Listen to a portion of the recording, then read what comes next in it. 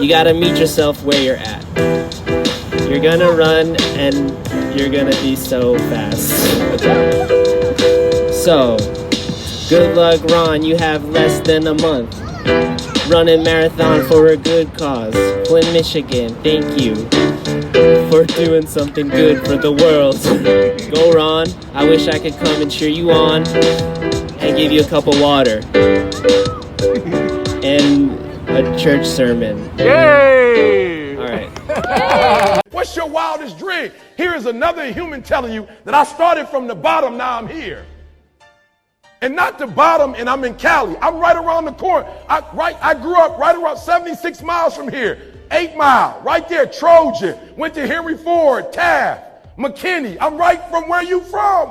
Right around I'm from Michigan. I wanted to get you guys together is to bring awareness to specifically our youth in Flint, Michigan. A lot of people know about the water crisis. A lot of them don't know about it either. But the thing is like there's a water crisis, but it's also something that's buried in the water crisis, and that's the long-term effects of lead poisoning that a lot of people are going to be going through, and also the youth are going to face the biggest brunt of it as well. And so one of my projects that I want to work on this year is implementing a entrepreneurship program for the youth, 5th grade and up. I feel that the 5th graders today are going to be the real solutions to the challenges and hurdles that Flint's going through right now. And 5th grade to high school, I want to be able to teach, provide resources for financial literacy, entrepreneurial goal setting, and strategic thinking and problem solving. And I feel like we can set that up at a 5th grade level. Through high school, I feel like that can also reinforce the journeys that the youth have there, even though, like, if you think about it, Flint lost the auto industry, became the poorest city, became the most dangerous, most violent city in the nation, and now their water's been stripped from them as well. And this was like in the 60s and 70s, so these people that are in Flint are still alive that have gone through all of these things. And like when it comes to problem solving, I think putting in some type of entrepreneurial program in there can really change the direction and actually have a long-term solution for the next hurdle anybody's going to have to go through. Because, you know, there's one thing to have challenges in life, but to think once you got over one of them, there's no more left, that you're playing yourself. But if you do have the resources and know how to problem solve, and on top of that, just make our youth more employable too. So if you have no job experience, and you went on your first job interview, you can take this program, and if you have no experience, but you know how to read a cash flow analysis, or you know how to read a profit and loss statement, you show that to your hiring manager, you're bringing value to yourself even though you don't have that work experience. And the thing is, cash flow analysis, profit and loss statements is adding and subtracting. There is no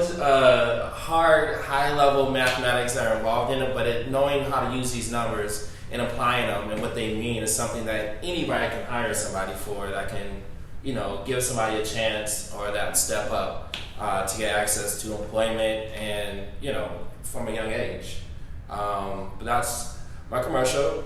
Flint, Michigan, we're doing this for y'all. Tell me about this jam company. And you started 3 years ago. When you first started, what was one of the things that you did not know that could have changed your trajectory sooner, or maybe it didn't? Like, what was your experience of something that really was like eye-opening for you? Everything.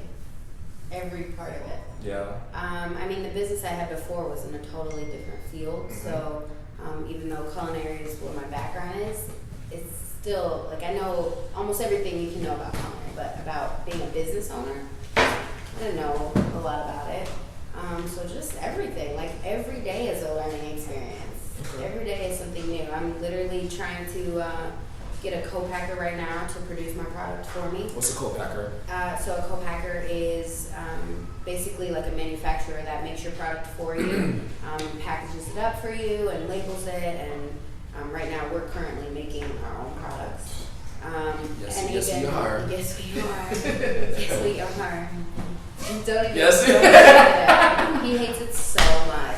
He hates it so bad. Like when we have to go in the kitchen to make jam, like, and he's like the sweetest, most calm, like nice person you'll ever meet. He is calm. He's He is calm. so calm. Like we're the perfect balance because I wouldn't even be able to. Like if it was his business and he wanted me, I'd be like, really?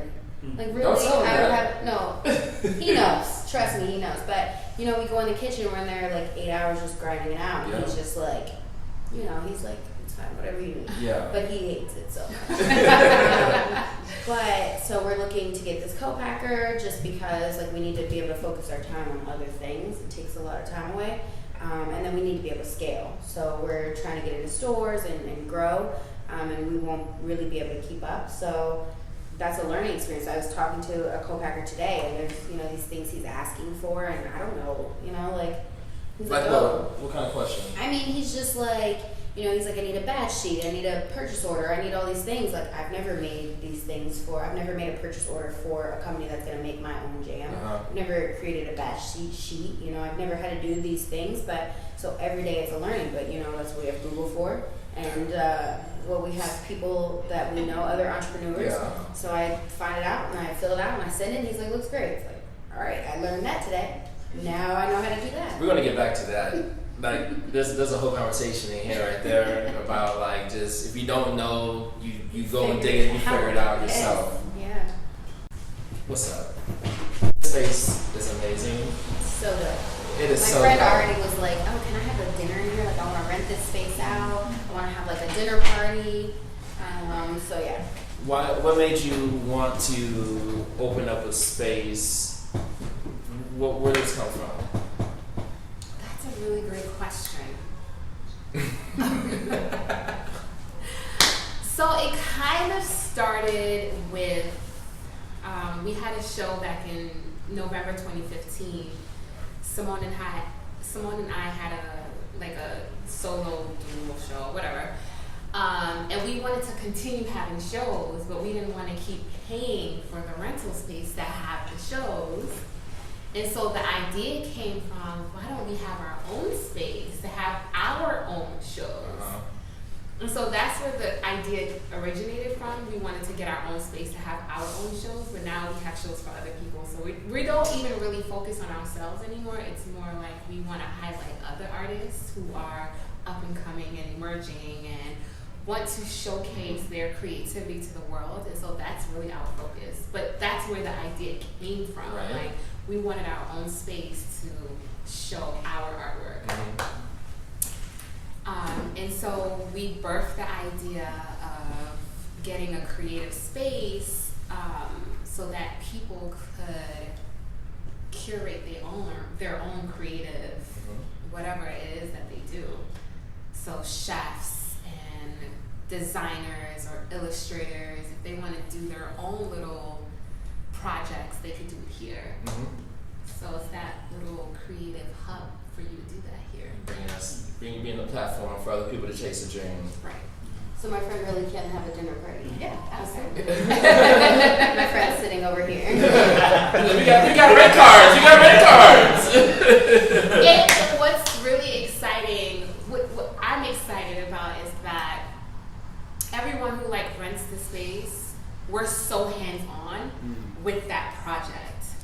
When we probably don't need to be, but we are. Like, for example, Why is that important to you? I just want to be a part of everyone's creative experience. And I don't have a lot of time, and it honestly makes me a little overwhelmed, but I still want to be a part. Like, I want to set up for a dinner party. I want to hang flowers from the ceiling. I want to make your experience beautiful. And I think that's what's really unique about this space, is that when you do rent it, we're like really hands-on, like, well, let me know what you need, or I saw this might look good for your X, Y, and Z kind of thing. Mm-hmm.